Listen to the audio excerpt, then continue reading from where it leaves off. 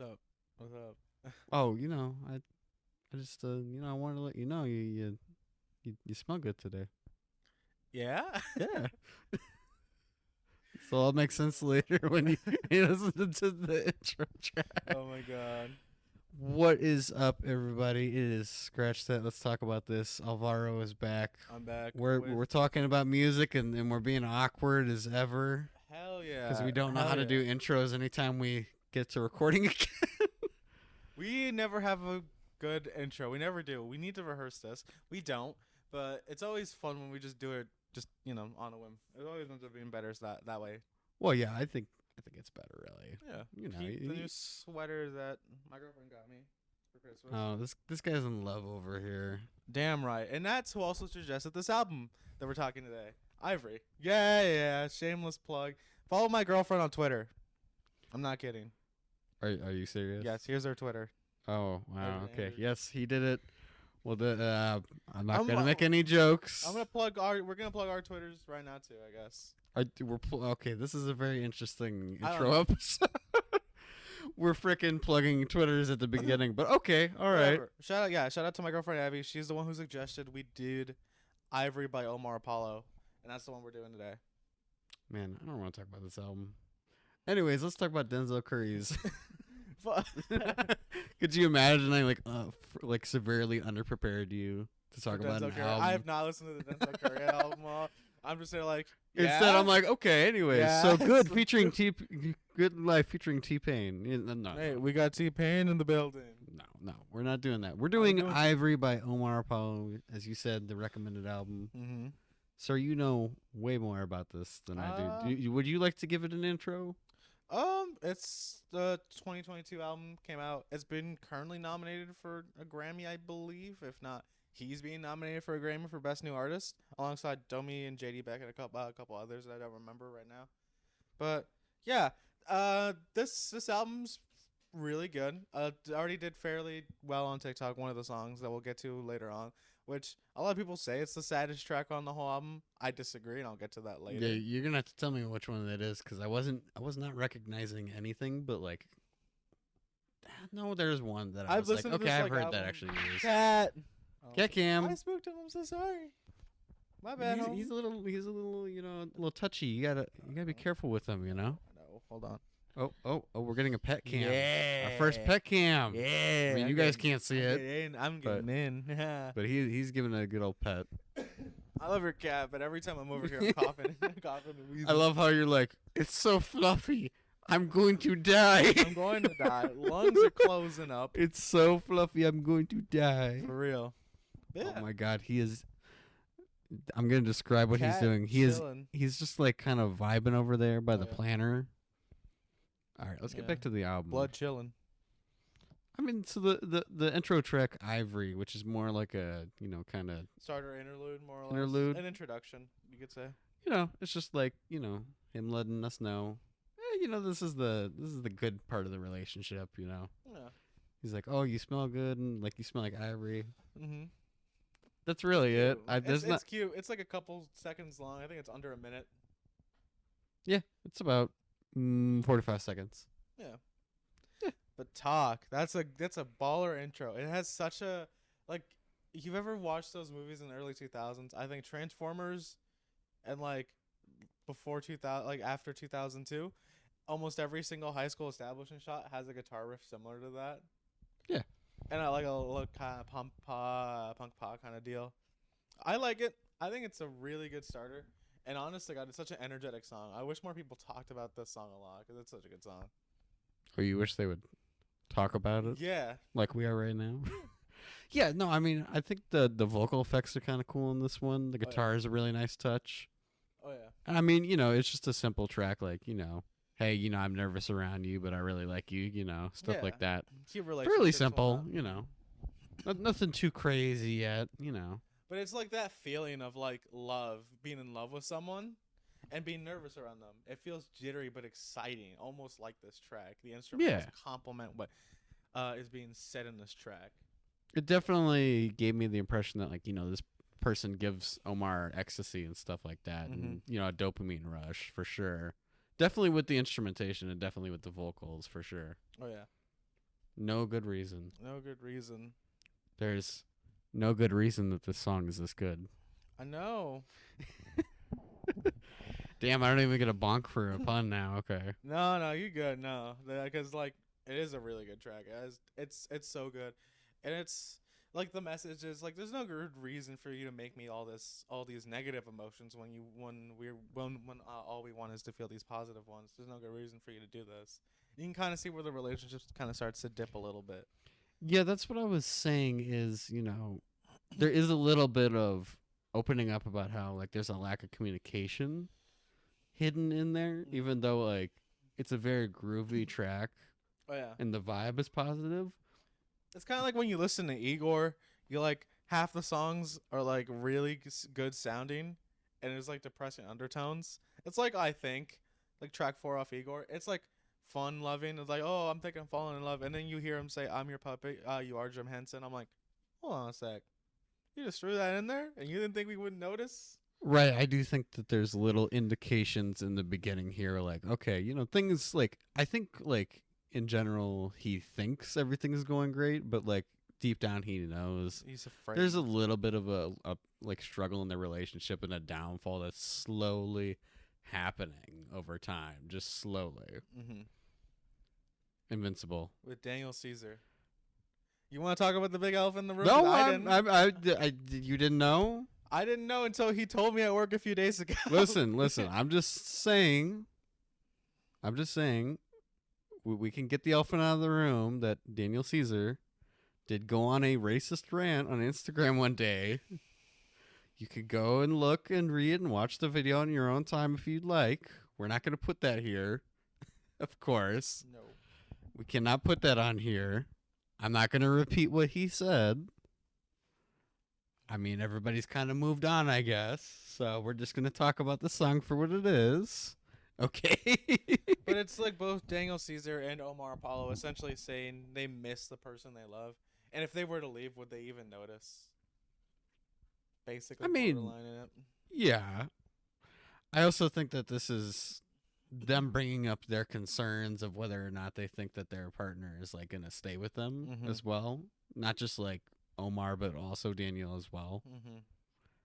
But also, them letting them know, like, I think about you constantly and you're stuck in my mind and stuff like that. Yeah. Yeah. Cute shit like that. Really simple. Yeah. Really simple. Endless interlude. Endlessly interlude. This is an actual song on the deluxe version of this album.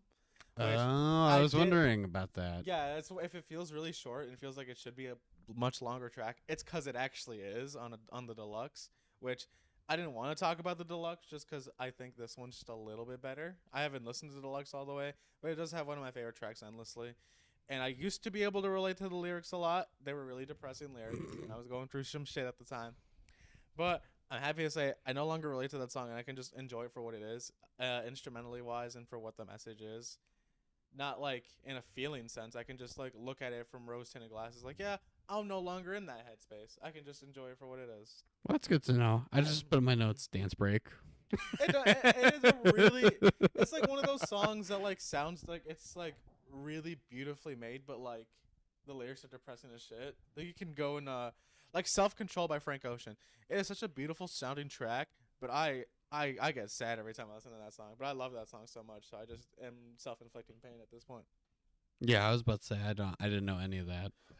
My bad though. I was gonna let you know, but I'm like I feel like I should let them know on the day of, and I can just like sneak that song in later on. Yeah, it's probably better that you told me after, like while we're recording, because I'm like, oh, that makes it interesting, because like, oh, I didn't have much to say. You had more to say on that. Exactly. Yeah. But yeah, it is a really good track. Killing me. You're killing me with the silence. Oh my god. But no, you're gonna get tired of this. But it's basically just him kind of pleading that, oh, you're killing me by doing all this. But can we just like go crazy and lose control again and all that shit? I mean, also, let's address the elephant in the room. It's all about like the sexual tension. Exactly. Well. That's what I'm saying. That's why I said lose control. It's not like there's like a wholesome factor to it, but it's like, hey, boy, give me that penis. Dog. Rail me. boy, I need that shit. Let's get this shit. Let's get this shit. Let's get this shit. Sorry. Dude, you made me so tired of that. Like the first week. I remember this so vividly. Like the first week I was processing the album and you were like sending me the memes and I'm like, dude, this is making me not want to listen to the song. Top of the morning, top of the morning, top of the morning. As much as I like that album, I still don't understand that part. I do not understand that it's part. just Kendrick being goofy. That's all it is. Because, like, if you ever listen to a Baby Keem song, it's either he's, like, 100% serious or he's 50% goofy. Like, Naked Freestyle, he's just being silly, but it's so hard. I can't say anything about it. Oh, is it hard? These hoes might be naked.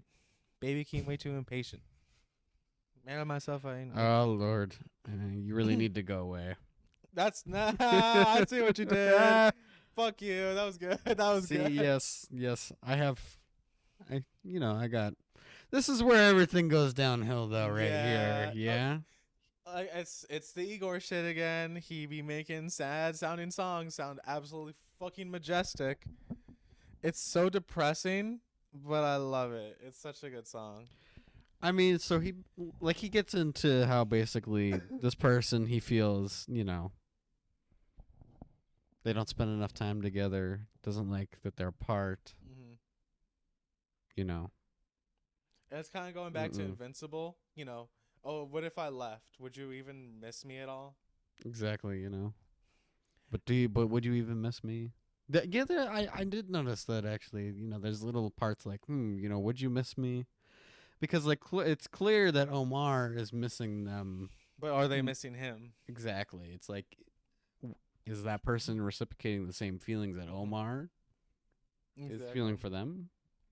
That's for you to decide, I guess, as the listener. Waiting on you. Yeah, I'm waiting on you to say something interesting. Well, no, I'll let you go because it's mostly me. It's mostly me talking, bitch. It's mostly me talking. Oh Lord, Yeah, I'm putting you in an awkward position. Yeah, you really are. You really are. I'm like, I had notes I was gonna read. Now I'm like, oh shit. Well, I didn't quite read them yet, so fuck. What the hell am I gonna say?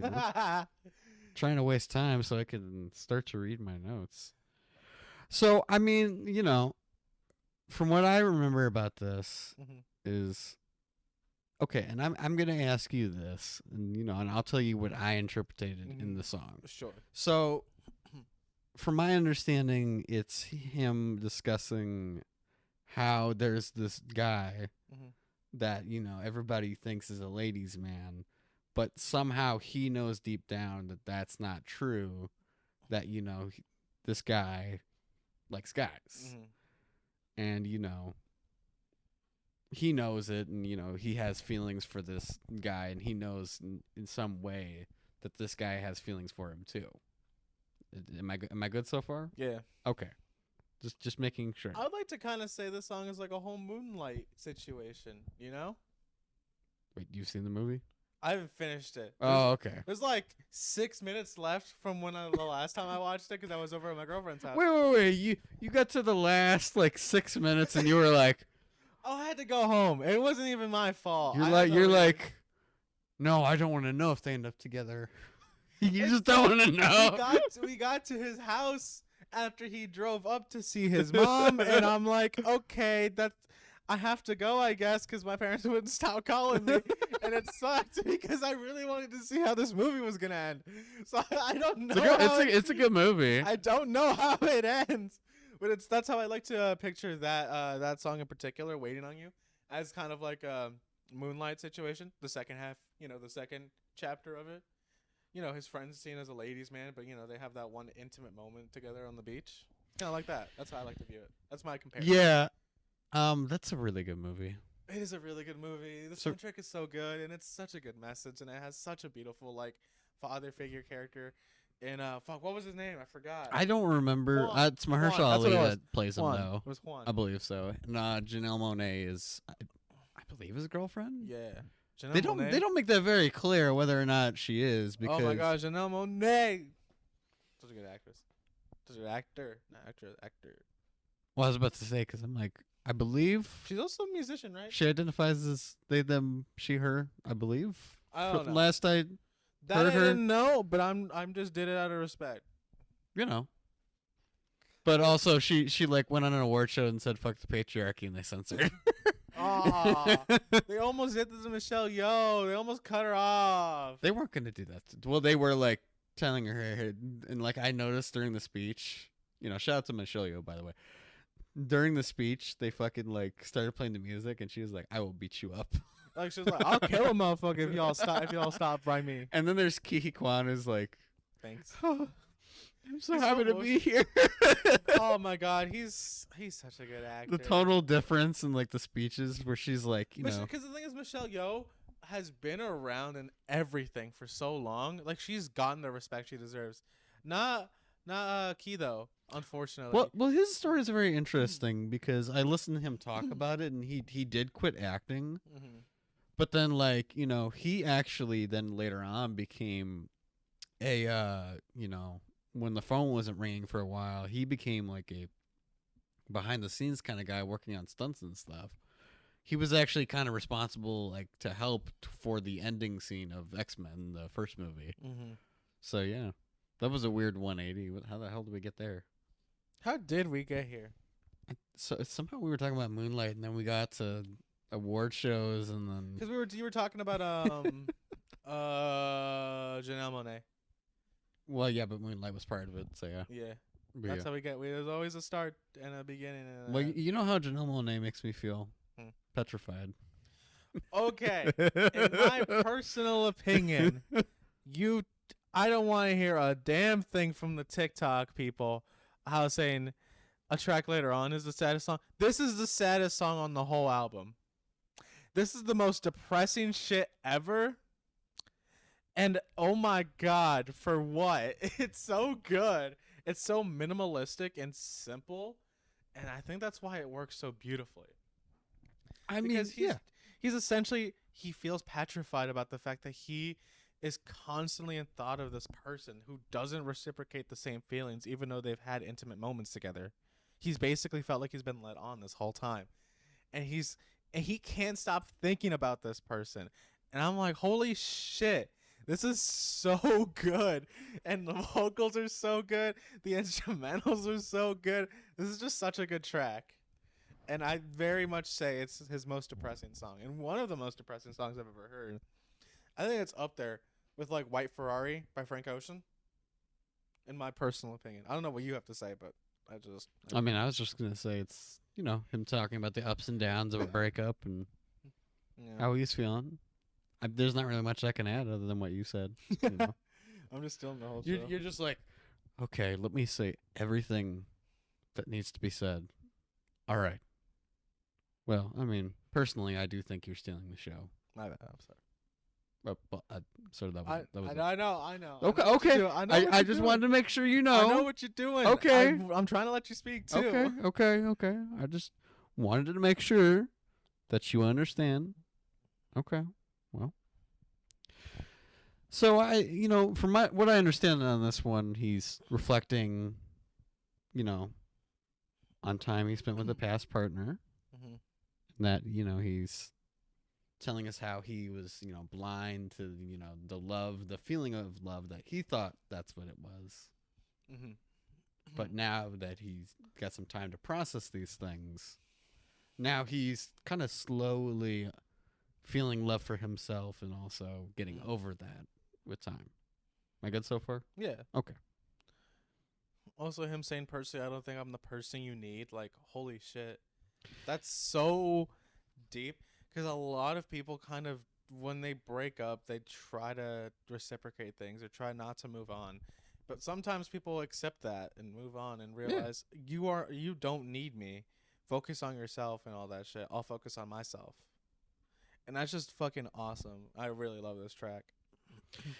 But I think it also is a very honest track because, he's acknowledging that this person is, toxic and, in a way not healthy for him.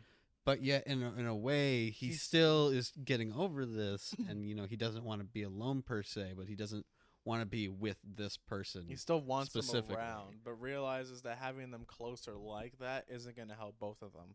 Exactly. And I think that's what the complexities. I can't say the word. Complexities. Complexities. There you go. I can't say. I could not say the word complex titties, if you will, please. I'm not putting that on YouTube, by the way. We can't do that. What's that? Foghorn. What is it, SpongeBob? Yeah. But yeah, I mean, it's the complexities of a relationship. Mm-hmm. Of like getting over it, stuff like that. I think we've all sort of in our own way. I've dealt with complexities and shit like that. For sure. I'm not gonna say the title of the next one. You say. Nah, you know what? You have the floor on. No. This is this is your no. This is sir. This is your pick, not mine. I don't know, man. It feels targeted. Why? Just because I know Spanish? No, sir. Bitch. I'm kidding. I also don't know how to say it. So. All right, this one is called fuck. No. This was your moment to shine, sir. I gave you the floor. I fumbled. My bad. En el olvido. That's what this one's called, and it's really, really depressing too. And okay. I was about to ask. Yeah, you don't know the lyrics to this, do you? You couldn't. Okay, because the singing is like, oh yeah, this is nice. I imagine the lyrics are really sad as fuck, though, aren't they? Okay, there was a popular song out in Japan. It's so upbeat and like energetic and exciting as shit. It's about suicide. Is this what this is about? No, it's not. Okay, the whole reason I make that parallel is because people out here absolutely love that track, but it's really fucking depressing. I don't remember the name of that song. I'm gonna have to get back to you on that. But okay. Everyone is like absolutely fucking busting a move to that shit, but it's like about suicide, and it's like holy shit. Okay. Well, word. I don't mean to like segue somewhere else, but I do think that there's this track called Zombie that you've probably heard where it's like zombie. You probably have heard it and you just don't know it. And what I find interesting about that song is people put that on their Halloween playlist, and I'm like, you do know that's about children who were murdered, right? So what the fuck are you putting that in there for? I put the Childish Gambino track "Zombies" on Halloween playlists sometimes. The thing is, that song's about like, getting essentially taken advantage of for profit, and how everyone's just kind of part of a endless system of feeding off of each other. I do want to say that it's such a groovy track. I'm sorry, Donald. I love that song so much. I know I'm not understanding the message. I understood it, but it's groovy. That's all. I do think it's interesting how much horror has actually been sampled in hip hop, because I was listening to frickin' Bone Thugs and Harmony song, and then I realized when I slowed the track down, I'm like, wait a minute, that's the Friday the 13th thing. That they just like sped up a little bit, and then they just put it in there and put lightning effects over it. I think you've played it a few times. But back to this song, En el Olvido. This song is essentially just boiling down to, man, I remember I used to want to do nothing but hold your hands, but now all I want to do is forget you. That's all I want to do is just forget, and that's what En el Olvido means. It's like in the forgetting I want to leave. In the forgetting, that's basically what it means. And like one of the main lyrics is "En el olvido quiero dejarte," and that translates to "In the forgetting I want to leave you." I don't really have anything to say because I didn't know what the message of the song was. That's why I threw you in a loop, because there's some songs in Spanish on this. This is being one of them. I'm fine with that. I think a few tracks back there was like a little cut in Spanish, some moments, and it's cute. I like it. I like Omar for that. And this is the awkward moment where like the white boy is like, "It sound good."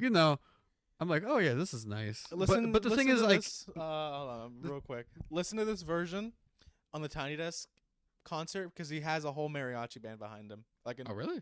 Oh yeah, oh, it's so good. Wait, did he just like bring the mariachi band for just that song, or like just that song? Just that song. He was like, song. I got a surprise for you. No, but it's like it sounds like a traditional mariachi song, and it's really good, and like kind of disguises the more depressing sounds even greater. Because here's the thing: a lot of mariachi tracks are about like heartbreak more than they're actually about. Oh yeah, love. I mean, a lot of them are about love, but it's that disguise. It's that like front that it sounds really beautiful, but it's really I, depressing. I do think that that's why blues musicians respect mariachi so much, Mhm. because on the surface level, blues can sound kind of up sometimes and kind of cool. Like I'll give you a great example. Like "Hit the Road Jack" Mhm. by Ray Charles is like, the beat is like kind of like dun dun dun dun, dun, dun kind of like fast tempoed. Mhm. But when you listen to the lyrics, it's about a woman saying, "Get the hell out of here! You cheated on me." So like, I think that's why mariachi is so interesting, because when I start looking up the lyrics, I'm like, oh yeah, this sounds cool. Oh shit, this is depressing. Oh, he also did "Petrified" on that, and another track on this one, and the "Endlessly" track that I talked about earlier. He did that all for Tiny Desk, and I really recommend people watch it because it's up there as one of the best Tiny Desk concerts. I would label it on par with Anderson Paak's, if not a little bit better. And I love Anderson Paak, so I know that's saying you something. let us know that, yeah. Mhm. I love Anderson Paak. I love him. He's a really good Anyways, musician. bitch, I gotta go take care of my Tamagotchi. Bitches Tamagotchi. Too much from Milwaukee. Holy shit. This So, is a drastic 180, by the way. I which hear is that like, Pharrell count, and I'm like, what the hell? oh yeah, Pharrell Williams produced this one, and you can tell because it's what you don't like to call a producer tag, but everyone else calls a producer Fine, tag. okay, fine. It's a producer tag, but it's not really. It's not really a tag. It's not really a tag if it doesn't. Yes, it is. It is. Well, okay. Technically, if you want to get technical with this, it's a signature sound, because tag implies that there's some kind of like intro thing at the beginning, like a sound, like somebody talking. But that's if we're talking more like 2010, what a producer tag is technically called. This is more of a classic producer tag, where like you can actually tell at the beginning the signature sound, like Well, I every mean, yeah, producer. Pharrell Williams has been around for a while, so you can justify doing that. But yeah, Pharrell Williams produced this song, and holy shit, it is so good. It's such a drastic tone. Like, it'll go, like, the song before, I know Levito, it's such a depressing, like, sounding song. It's so simple. And then, boom, boom, boom, boom. Like, holy shit, huh? Anyways, time to have sex. Basically. That's basically the message of the song. Anyways, time to have sex. There's really nothing else to say. He's like, yeah, you kind of fucked me over, but, like, dang, I'm still down. I'm still down to fuck if you are. Sometimes it's like, like, I know you're bad for me, but like, come on, Dan. Yeah, I'm like 4 hours away in LA. Just hit me on FaceTime, but like, shit, you down? There's really not much else to add. There's nothing like. It's just a turn up track. That's It really really it. is. That's really it. But like, it's also, I mean, you can kind of make the argument like, oh yeah, you can say that sometimes people just feel that attraction for each other again. It's just random. Yeah. People, you can get really feel depressed and shit, but out of nowhere, you're still human. You still have the biological urges. You could say that some people just they say they can't get over you. Ah. Back to the sad shit. The sad shit. He's basically saying, I just can't get over you. That's it. He's just basically saying, somebody used to make me happy, but now I can't get over them. There's not really much to say. It's a nice little short interlude. It's track, like tracky track. Yeah, it's cute. TikTok people are gonna go feral for the song. You didn't deserve me. I was wondering about that one. This one, yeah. Evergreen, you didn't deserve me at all. This is the one that a lot of people are gonna be able to recognize just right away off the bat. It's really good. Not the most depressing song on this album, but it's up there if you ask me. It's good. It is really good. It did its rounds on TikTok, all that shit. It's really good.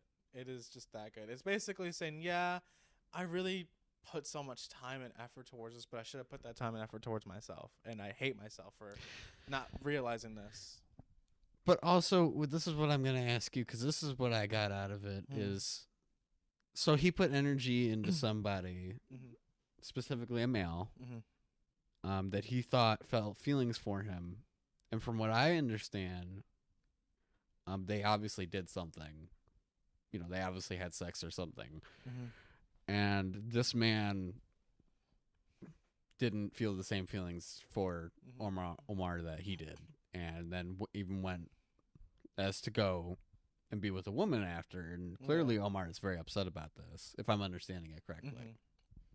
And I think that's a big struggle that a lot of people go through, is like, one, knowing whether or not somebody has feelings for them, and two, whether or not you know, am I just like an experiment to you? Am I like, do you actually care about me?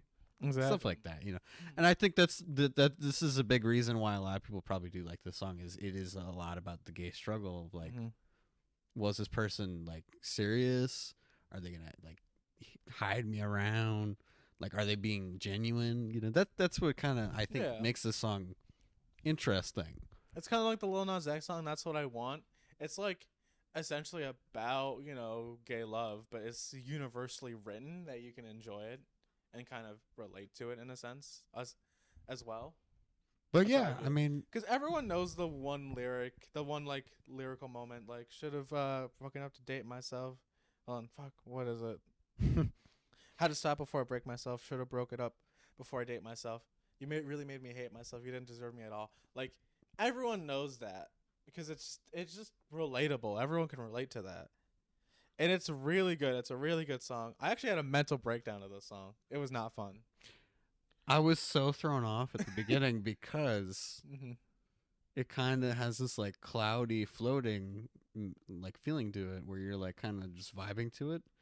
And then the lyrics hit you in between it are like not necessarily negating it, but like are clashing with it so that it's like, you're getting this separate feeling of like you're just feeling his sadness. And like, and I think it's gonna be a very culturally important song for like a lot of years. There's a reason why it probably trended on TikTok is because a lot of people can probably relate to it. Or maybe some people were just like, oh, this sounds sad, and I'm like, oh well. I didn't know it was a trending song. I'd never heard it. It was everywhere for a bit. What else?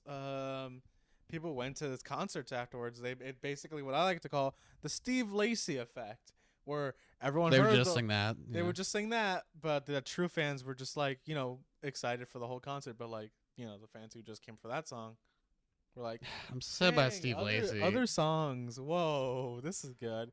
Anyway, where's the one we all know? Can I like in defense of Steve Lacy? It's not his fault. It is very much not his fault. I want to just like briefly talk about this for a minute in defense of Steve Lacy because I'm getting tired of people. Like, I know the memes are funny and all that of like him like throwing the phone supposedly when it was a camera, but like you have to understand from his perspective when somebody throws like an item up there how annoying that is. And I also do it. Hit him too. Yeah, I'm like people were trying to make up excuses, and I'm like, brother in Christ, they threw a camera at him repeatedly. Recently, there's footage of Bad Bunny throwing a fan's phone, and the whole reason. No, hold on. We want to talk about this, huh? He's justified for it, in my opinion. Oh, okay, that's a hot take. In defense of Bad Bunny. Okay, what's your defense of Bad Bunny? He's told his fans in multiple interviews, multiple times, please don't come up to me, get in my space, and harass me. If you want to take a pic, just ask. It's fine, but don't just come up to me and get up all in my space. She did that. She would not leave him alone. He wanted some space, so what he did. So there's more context to it that we're not getting. No, because this is everywhere. This is public available like interviews. These interviews have been out for years. Oh no, I'm not talking about like that I didn't know about. But I mean like there's more context in the video that we didn't understand. Oh yeah, she just would not leave him alone. She just kept coming up in his space and all that. Because the video is cut in a way that makes it look like it just happened. No. That's how it's cut on TikTok. He's walking down the street. She's saying, hi, I'm a big fan. He's like, oh, okay. He's still walking down the street. She just won't leave him alone. That's not the way. That's not the way it's cut on. People are going to twist that on purpose. And it's unfortunate because Bad Bunny is a really popular artist, so people are going to make him look as bad as possible. And it sucks. Well, yeah, all the Logan that's why. Because all the Logan Paul fans are like, I mean, I don't want to give Logan Paul a platform because, Hogan Law, let's call him that. Hogan Law. Okay, we'll call him Pogan Law. Pogan Law, went on a rant and claimed that Bad Bunny is taking advantage of Puerto Rican law that he also himself is taking advantage of. However, Bad Bunny is a Puerto Rican native who is upset, genuinely upset, at seeing what white people are doing to the beaches just to avoid taxes. Oh, I own this small section of beach that has been publicly available to the populace of Puerto Rico for centuries. Dare I say millennia. But no. Oh, I mean, I want to literally. avoid taxes. I don't want to pay taxes. Taxes are stupid. I don't want to pay taxes either, but I'm not going to move to Puerto Rico and fuck everyone else's lives up. I'm just gonna say it like, you know, Logan Paul is the Hogan definition of a Law. call. Hogan Law. Okay, sorry, Hogan Law is the definition of a colonizer. Literally, he's Yeah. going to a separate. I mean, And he abandoned his pig. Fuck Hogan Law. yeah, fuck Hogan Law. He'll never change. It will So, never- anyways, if you're gonna live with Hogan Law, you're gonna have a bad life. It's a bad life. Featuring, Bad life. let's see if I can say this Just correctly. sing it. Caliucas. Calucas. Is that how we say Caliucas? People say Uchis, and I'm like Some people. Well, I mean, because some people say Rihanna and it's Rihanna. Rihanna. Yeah. I don't know why all these white people were like Rihanna. No, it's, Calucas. That woman could do unholy things to me, and I'd be okay with that. no, sorry, she's with Don. Sorry about that. Okay, Apple. So sorry to hear that for you. I'm It's all good. sorry about I'm that. happy anyway. Well, you know, they're Yeah. just singing about so much from their past. It really is just that. It's just saying, yeah. I mean, they're just getting over pain, right? Isn't that what they're Really, talking in about? actuality, yeah, that's what it essentially boils down to. Them getting over the pain and living this bad life of just negativity, but it's not their fault. Well, they can't do anything about that. I do think it's a vulnerable moment because they talk about, you know, these positive moments Mhm. that they have had with this person, the good times and the bad times, you know, and how hard it is to get over that pain. And I do think that's what makes it interesting is this is a vulnerable Moment. Yeah, personal moment that they're sharing, like, you know, their qualms with us, but like, hey, you know, we're gonna get over it, you know. Shit like Yeah. that. So, anyways, Alvaro, why don't you be Mr. Neighbor for me? This is cute. This is a cute little ending track. You know, it's not really too much to say, you know. It's just him moving on, essentially. It's just, you know, having conflicting feelings, but, you know, he's moving on.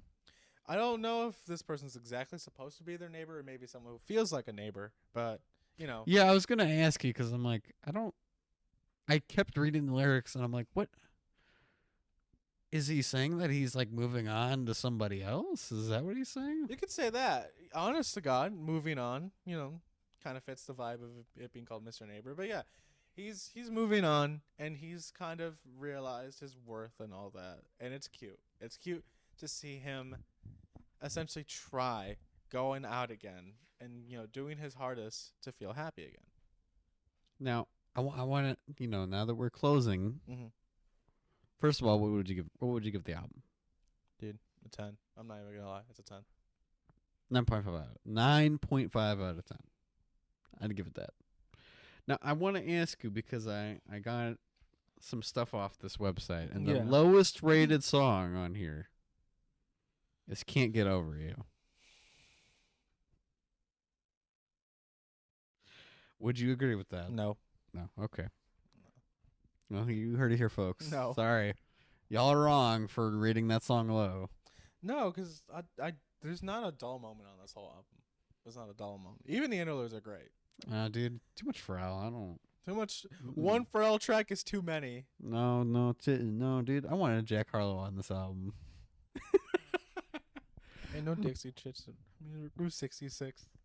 You might not want to say that word. Dixie Chicks? No, Oh. you don't want to say that. Oh? No, you don't want to say that because that you know, we'll leave this in as a teachable moment. It's not like a slur technically, but I wouldn't go around saying that because that was like, you know, a Confederate thing. But I don't think Jack Harlow knew that. I didn't know that either. What the fuck? I don't think Jack Harlow knew that. My bad. I did not know. This is gonna be interesting. No, I know what you're quoting the song, so like, you know, there's context behind why you're saying that. This is gonna be an interesting moment to watch. You know, for the viewer. But I'm like, yeah, even they changed their name to the Chicks. This is an actual thing, by the way. They actually did change their name because they didn't know that like, you know, because that country was called that and I can say, Dixie Country was like a really bad area.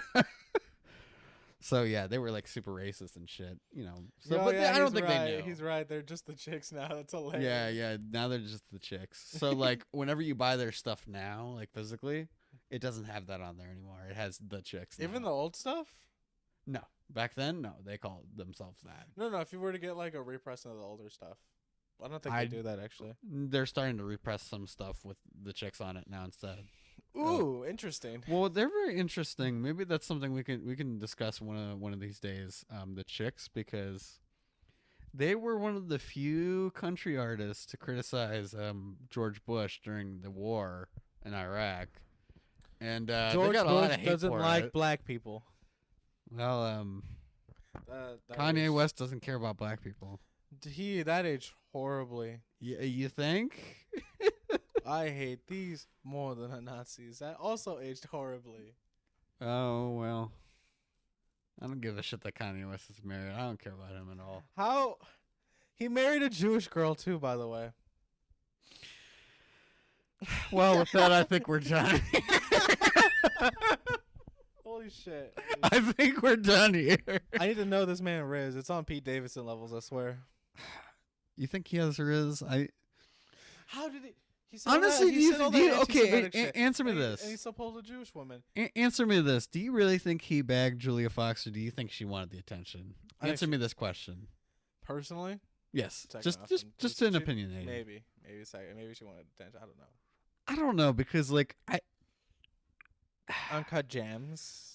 I don't understand every time, and I'm gonna get into a rant here before we leave. Like, why is she defending Kanye West so hard, like with the anti-Semitic shit? She was like, "Oh, when he was with me, he was normal." No, the fuck he wasn't. Did you see the rants he was going on? No, the fuck he was not. Oh, remember what you said on TMZ?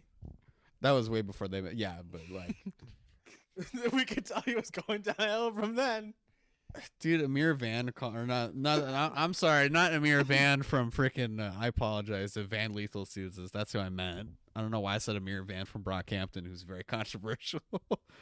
No, when Van Lethal called him out, because that's the dude who called him out in the TMZ clip, he kind of got a lot of flack for that in the TMZ business, actually, because they were like, "Oh man, you're not supposed to interrupt the guest." It's like, no. That's a very cringeworthy clip to watch, by the way, because Van Lethal is hitting him with knowledge and like actual criticism. Kanye is not listening to any of it. I can tell he's not listening to any of it. I hate when people bring Kanye on thinking they're gonna have a normal interaction with him. Even Alex, He watched out of Aiden Ross's fucking podcast because he I know. criticized them. even Alex Jones was like, "Oh, I'm not necessarily saying you like Hitler," and then Kanye just hits him with the "I like Hitler." Like, No. It's not like, dude, somebody's gonna take this out of context. don't take this out of context. We're complaining about Kanye West. Please don't take this out of context. Please, we have not. We're gonna put it before, like when you first say the word, I'm gonna put there is context on the screen. I'm gonna stop the video. There is so much context. Please, don't. Come I'm gonna after put me. in there. I'm gonna stop the video literally right before you say that and go put in a little like 5-second clip. There is context. I promise. There is context. I'm not gonna actually say it because I don't want somebody taking a white man saying it out of context. I will say it. There is context for what we're talking about. It's everywhere. You can. There's look a at lot of things I like about. I'm not gonna say it because I don't want somebody to clip that and throw it around TikTok or something. it. Yeah. They're gonna throw it around like I'm iDubbbz or something. R.I.P. iDubbbz. He used to be. Well, we used to think he was awesome, and then He's changed, and I appreciate him for that. I appreciate. Well, that he's grown as a person. I'm glad that he moved on from the edgy racial humor because, like, let's be honest, that did not age very well at all No. whatsoever.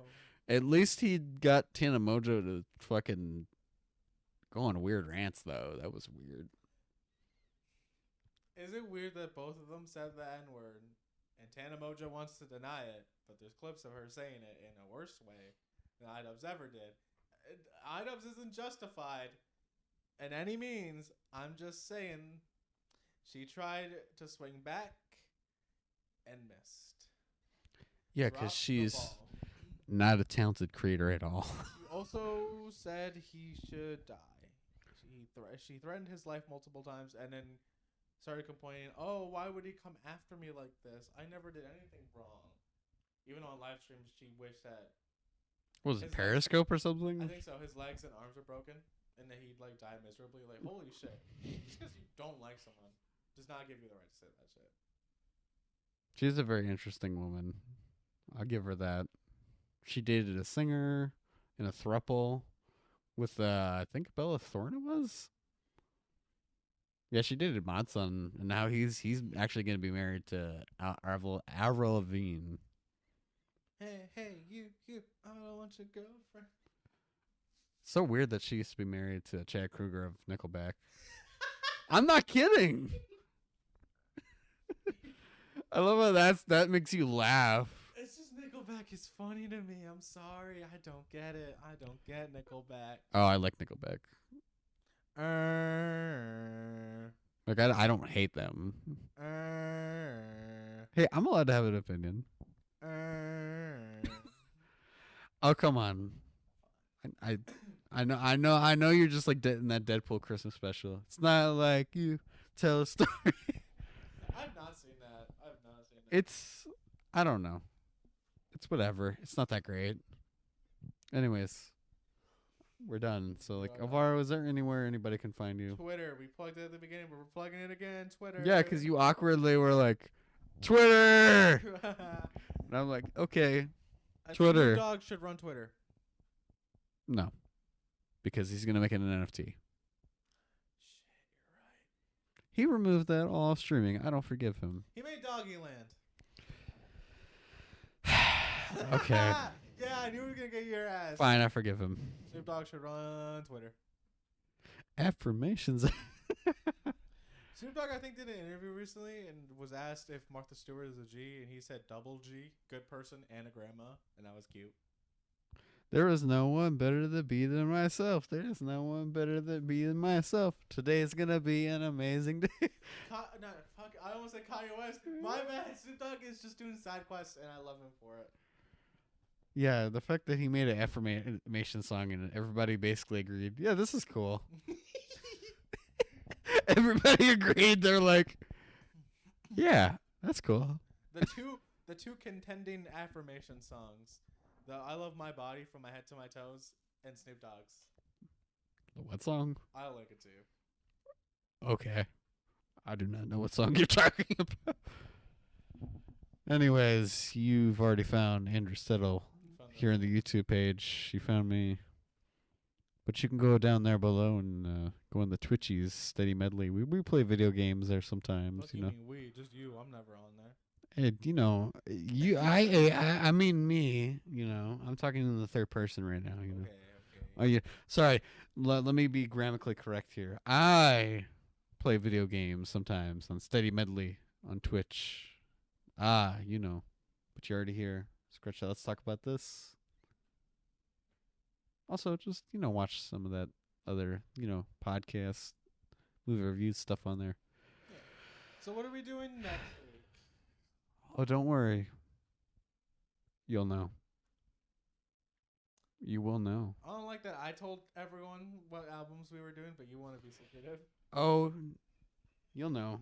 Yeah, I you know what? Hold on. I'm going to randomly pick right now because I have 3 in mind, the ones that I want. God. I have 3 that I have in mind. Okay. I don't know which one I wanted to go with first, but since you put me on the spot to I ask. did.